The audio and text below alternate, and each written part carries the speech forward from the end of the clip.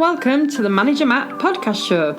The show is designed to give you solutions to your day-to-day management and leadership problems. It's hosted by Matthew Haddock, a frontline manager and leader with over 25 years of experience. If you're ready, then let's get on with the show.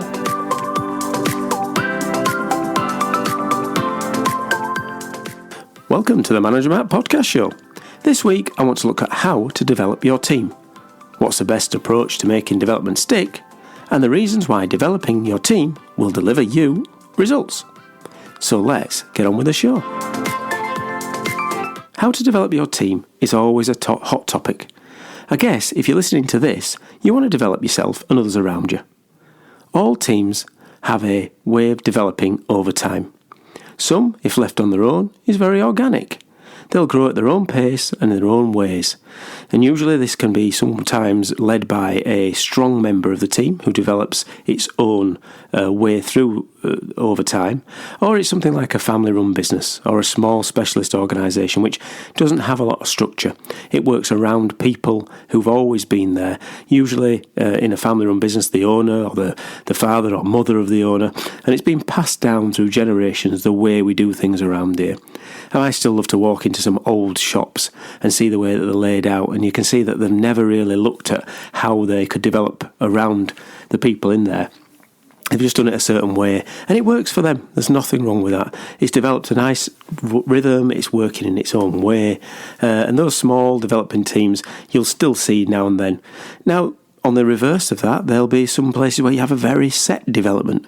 I mean, if you think of an army recruit who goes through a basic training, there's a set way of working at certain days and weeks through the development where you'll go through as a team and develop the person and individual to learn skills and a certain way of doing it.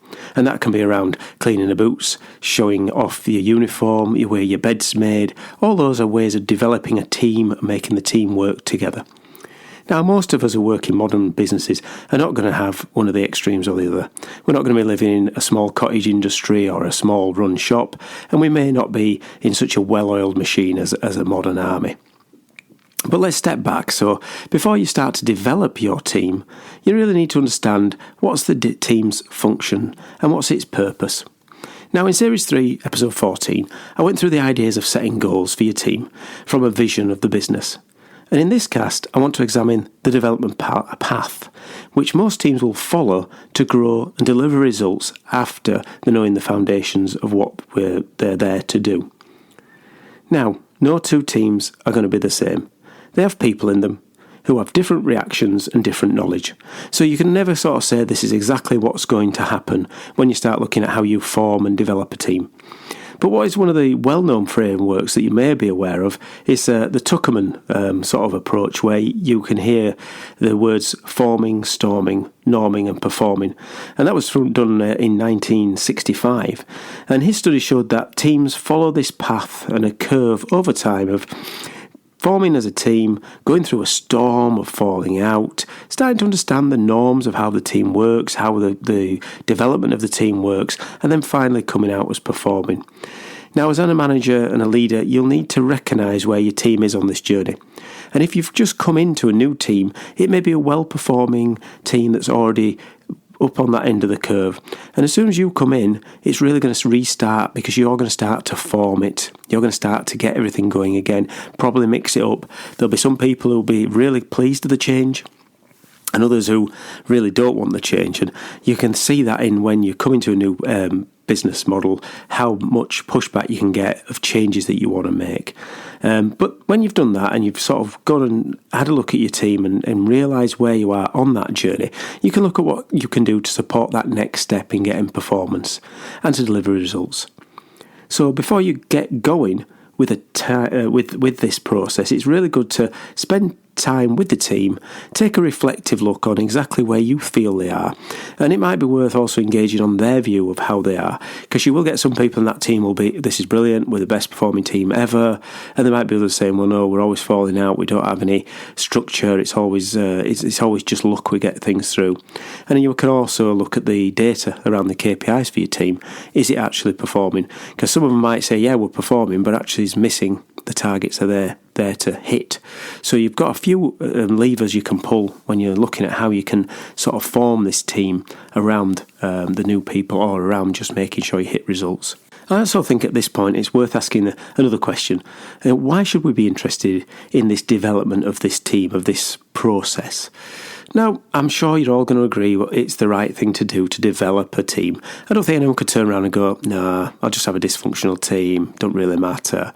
But what are the tangibles? How can you put your finger on, if I develop a team to get to that performing stage, what do I actually gain? And I think it's really worth thinking around, what do you gain from a performance sort of process with your team? And this should be really very much around a couple of things that I think you would see. The first one being, of course, around that bottom line. You have to hit the results. So a team which works together can solve problems and can use a combined development through its performance and through its strengths has to be a success. And of course, it's moving forward all the time. So that's the first thing you could say from having a good, well-developed team. Secondly, is the development of team with good skills and confidence means that the members in there feel successful. They'll all be involved in a really kind of high-performing team. They'll understand what it's like, and it makes them want to come to work, wants them to perform better every day. And of course, thirdly, there's also the benefit of a high energised, motivated team getting the energy off each other to win every day. And then that moves on to that final point of maybe connectivity, that your team that works together, that's founded and developed together, means that it will know exactly who's got the strengths, who they can play off each other's strengths to make sure that they can get the shared information and to be a success at the end of it. So let's go on with the development theme, and now let's go to the idea of how we actually get to this development. Now, unfortunately, as ever, there is no magic dust or secret sauce that you can do when you're developing a team. Each is unique, but there are some common ways that I've found that can help. So let's have a look at some of them to see how you can put this together in a practical term. Now, we spoke at the beginning around developing a common team purpose. So it's definitely a real good thing to know exactly what the team's purpose is and communicating that to the team so you know exactly what they're there to do.